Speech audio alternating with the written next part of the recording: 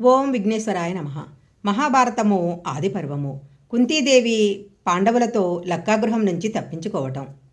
కృష్ణ చతుర్దశి నాడు కుంతీదేవి వారణావతంలోని ముత్తైదువులకు బ్రాహ్మణులకు భోజనం పెట్టి దక్షిణ ఇచ్చి సత్కరించింది. ఆ రోజు రాత్రి బోయవనిత కొడుకులతో కళ్ళు సేవించింది. అందరూ మత్తుగా నిద్రలోకి జారుకున్నారు. తరువాత భీముడు తల్లిని సోదరులను సొరంగ మార్గంలో పంపించి ముందుగా పురోచనుని ఇంటికి నిప్పు పెట్టి, ఆ తరువాత తాము నివసించిన ఇంటికి నిప్పు పెట్టి, ఆఖరుగా ఆయుధాగారానికి నిప్పు పెట్టి కనికుడికి తాము క్షేమంగా ఉన్నామని చెప్పాడు. ఆ తరువాత తాను కూడా సొరంగ మార్గము ద్వారా అన్నతమ్ములను తల్లిని కలుసుకున్నాడు. వడివడిగా నడుస్తూ వెళ్తున్న మిగిలిన వారు భీముని వేగాన్ని అందుకోలేకపోయారు. భీముడు తల్లిని వీపు మీద ఎక్కించుకొని ధర్మరాజుని అర్జునుని చెరివక భుజంపై ఎక్కించుకొని నకుల సహదేవులను రెండు చేతులతో ఎత్తుకొని వడివడిగా నడిచాడు. తెల్లవారగానే వారణావత ప్రజలకు లక్క ఇల్లు తగలబడిన విషయం తెలిసింది. ధృతరాష్ట్రుని కుయుక్తికి ప్రజలు ఎంతగానో అతనిని నిందించారు. అందరూ వచ్చి బూడిద కుప్పలలోని బోయవనితను ఆమె కుమారుల శవాలను చూసి కుంతీదేవి పాండవులనుకొని బోరున విలపించారు. కనికుడు జనంలో చేరిపోయాడు. బూడిద కుప్పలను తొలగిస్తున్నట్లు నటిస్తూ తాను తవ్విన సొరంగ మార్గంలో పోసి దానిని కనపడకుండా చేశాడు. వెంటనే హస్తినాపురానికి వెళ్ళి విదురునికి పాండవులు క్షేమంగా తప్పించుకున్నారని చెప్పాడు. వారణావతంలోని ప్రజలు పాండవులు మరణించారని ధృతరాష్ట్రునికి తెలియజేశారు. భీష్ముడు, కృపుడు, ద్రోణుడు ఎంతో దుఃఖించారు. వారితో చేరి విదురుడు దుఃఖిస్తున్నట్లు నటించాడు. దుర్యోధనుడు ఎంతో సంతోషించిన పురోచనుని మరణము బాధ కలిగించింది. హిడింబాసుర వధ. జలమార్గము నుండి పాండవులు వారణావతానికి దక్షిణంగా ప్రయాణించారు. అందరూ అలసిపోగా వారిని ఒక చెట్టు కింద విశ్రమింపజేసి భీముడు వారికి కాపలా ఉన్నాడు. అలసి ఉండడం చేత అందరూ నిద్రలోకి జారుకున్నారు. భీముడు జరిగినది తలుచుకుంటూ కూర్చున్నాడు.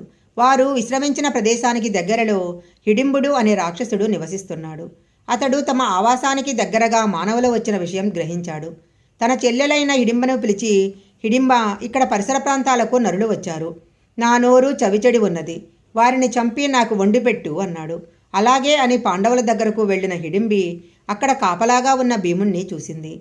అతని మీద మనసు పడి అన్నమాట మరచిపోయింది. మానవకాంతగా మారిపోయి తనను చూసి ఎవరినే అడిగిన భీమసేనునితో, మహావీర, నేను హిడింబుని చెల్లెలైన హిడింబను. నీపై మనసు పడ్డాను. నా అన్న మహాబలవంతుడు. ఇది అతని వనము. అతి భయంకరుడైన అతనిని చూసి భయపడని వారు లేరు. నువ్వు నన్ను వివాహమాడినచో అతడు నిన్ను విడువగలడు. లేకున్నా అతడు మిమ్మల్ని బ్రతకనియ్యడు. నా వెంట వస్తే కోరిన చోటికి తీసుకుపోతాను అన్నది. వీరు నా తల్లి అన్నదమ్ములు. వీరిని విడిచి రాలేనని భీముడు అన్నాడు. అయితే అందరం వెళదామని హిడింబ చెప్పింది. ఒక రాక్షసుడికి భయపడి నా తల్లి సోదరుల నిద్ర చెడగొట్టనా అన్నాడు భీముడు. చెల్లెలు ఎంతకూ రాలేదని హిడింబాసురుడు అక్కడికి వచ్చాడు. అప్పుడు భీముడు భీకరంగా గర్జించి, నిన్ను సంహరించటం ఉచితం కాబట్టి నిన్ను చంపి ఈ అడవిలో రాక్షస భయం లేకుండా చేస్తాను అని హిడింబునిపై లంఘించాడు. ఇద్దరికీ మధ్య ఘోర యుద్ధం జరిగింది. వారి గర్జనలకు మిగిలిన వారు నిద్రలేచి హిడింబను అడిగి విషయం తెలుసుకున్నారు.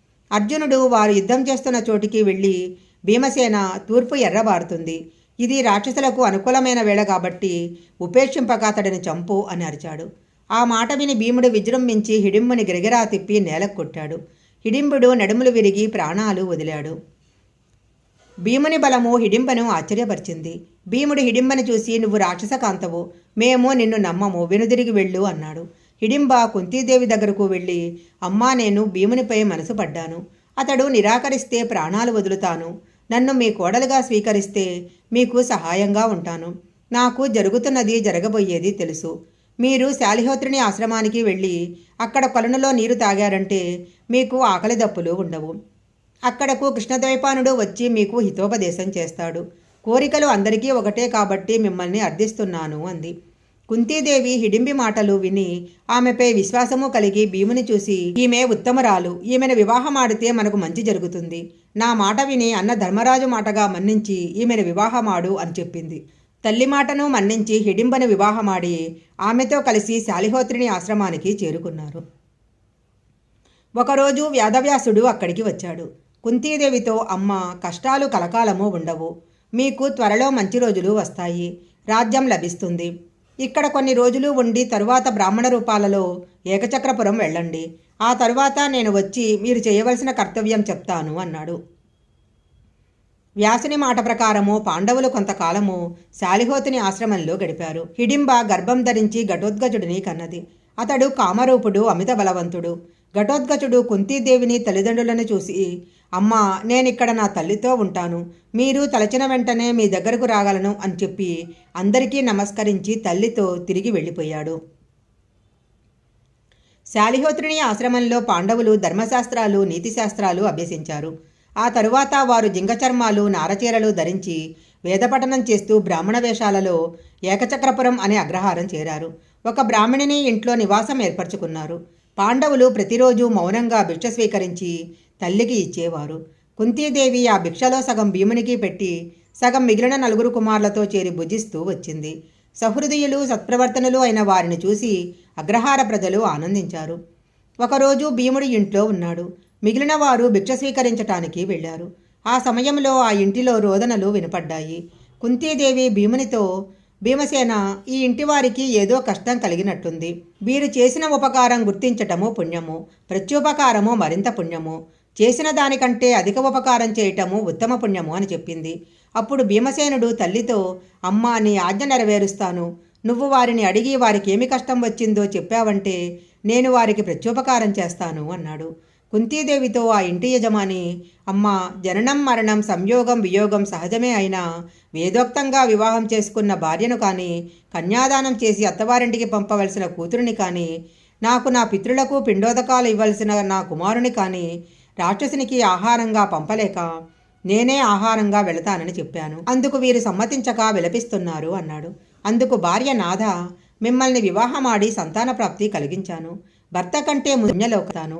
భర్త లేని భార్య లోకంలో అవమానాలు భరిస్తూ కష్టపడవలసి వస్తుంది. మీరు వేరే వివాహం చేసుకొని పిల్లలకు విద్యాబుద్ధులు నేర్పించి ప్రయోజకులను చెయ్యండి. నేను ఆహారంగా వెళ్తాను అంది. అంతలో కూతురు, అమ్మా, నేను వివాహం చేసుకొని మీకు మనమలను ఇచ్చే కంటే నేనే ఆహారంగా వెళ్తాను. మీరు జీవించి ఉంటే సంతానాన్ని పొందవచ్చు అంది. అంతలో చిన్నవాడైన కుమారుడు కర్ర తీసుకొని, నేను వెళ్ళి రాక్షసుని చంపుతాను అన్నాడు. బకాసురుని కుంతీదేవి, రాక్షసుడు ఎవరు? మీరతడికి ఆహారంగా ఎందుకు వెళ్ళాలి? నాకు వివరించండి అంది. అందుకు సమాధానంగా బ్రాహ్మణుడు, అమ్మ, ఇక్కడికి ఆమడ దూరంలో యమునా నదీ తీరాన బకుడు అనే రాక్షసుడు ఉన్నాడు. అతడు గ్రామం మీద పడి అందరినీ తినసాగాడు. అందువలన మేమంతా అతడితో రోజుకు ఒకడు వాడికి ఆహారంగా వెళ్ళాలని ఒప్పందం కుదుర్చుకున్నాము. ప్రతిరోజు ఒక బండి ఆహారము, 2 దున్నపోతులు, ఒక మనిషి అతడికి ఆహారంగా వెళ్ళాలి. ఈ దేశాన్నేలే రాజుకు కూడా వాడిని ఎదిరించే శక్తి లేక మిన్నకున్నాడు. ఈరోజు ఈ ఇంటి నుంచి అతడికి ఆహారం వెళ్ళాలి అన్నాడు. అందుకు కుంతీదేవి, మీరు చింతించవలదు. మీకు ఒక్కడే కుమారుడు, నాకు 5 ఉన్నారు. నా కుమారులలో ఒకడిని పంపుతాను అన్నది. అప్పుడు ఆ బ్రాహ్మణుడు కుంతీదేవితో, అమ్మా, అతిథిని పంపడ తగదు, అందున బ్రాహ్మణ హత్య మహాపాపము అన్నాడు. అప్పుడు కుంతీదేవి, మీరు ఆలోచించవద్దు. నా కుమారుడు మహాబలవంతుడు. ఇంతకుముందు ఎంతోమంది రాక్షసులను చంపాడు. అతడు తప్పక బకును చంపి వస్తాడు అన్నది. అప్పుడు ఆమె భీమునితో జరిగినది చెప్పగా అందుకు భీముడు సంతోషంగా అంగీకరించాడు. ఆ ఊరి వారంతా ఆహారం తయారు చేసి ముందుగా భీమునికి తృప్తిగా ఆహారం పెట్టి బండిని ఆహార పదార్థాలతో నింపారు. భీముడు ఆ బండిని తోలుకుంటూ యమునా తీరానికి పోయి బకాసురుని పిలవసాగాడు. అతడు రావడం ఆలస్యం కావడంతో ఆహారాన్ని తానే భుజించసాగాడు. ఆహారం ఎంతకీ దగ్గరకు రాకపోయేసరికి బకుడు ఆకలితో మండిపడుతూ వెతుక్కుంటూ వచ్చాడు. అక్కడ తనకు తెచ్చిన ఆహారాన్ని భుజిస్తున్న భీమసేనుని చూసి పిడిగుద్దులు గుద్దాడు. భీమసేనునికి చీమ కొట్టినట్లయినా లేకపోవడంతో ఉక్రోషపడి పక్కనే ఉన్న చెట్టును పెరికి భీమునితో కలయబడ్డాడు. భీముడు బకాసురునితో ఘోరయుద్ధం చేసి అతడిని చంపాడు. బకాసురుని కేకలకు అతని బంధువులు పరుగు పరుగున వచ్చారు. భీముడు వారిని చూసి, ఆ ఊరి వదిలి వెళ్ళకపోతే మీకు అదే గతి పడుతుంది అని అరిచాడు. వారు భయపడి పారిపోయారు. బకాసురుని కళేబరాన్ని ఊరి పొలిమేరల్లో పడేశాడు. ఏకచక్రపుర ప్రజలు భీముని పరాక్రమాన్ని వేణోళ్లా కొనియాడారు. ఇంటికి వెళ్ళి జరిగింది సోదరులకు, కుంతీదేవికి చెప్పారు. ఊరి ప్రజలు భీమసేనుడు సామాన్య బ్రాహ్మణుడు కాదని, మంత్రసిద్ధి కలవాడని అతనిని చూడటానికి తరలివచ్చారు.